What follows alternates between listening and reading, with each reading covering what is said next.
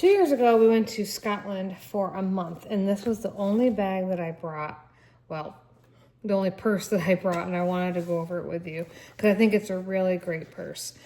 The things I loved about it were the RFI protection, because I could put all my cards and my passport in here, and I knew it was RFI protected.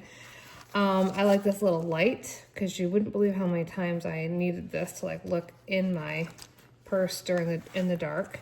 Oh look, it still has some candy wrapper there. My phone fit right in here, which I really like that.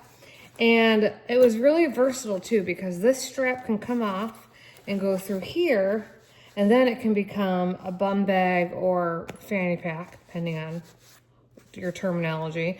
And then these could come off and get hooked right here. And so you could change the angle so it would hang like this, more like a crossbody, which worked really well. And these have locking mechanisms on them. So if you have it pushed over to the right, then it's locked, and it's harder for people to kind of steal. And this is reinforced.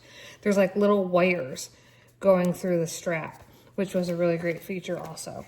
So if you're looking for a small travel handbag or purse that's going to protect your things and be easy and versatile, I highly recommend you pick up this bag.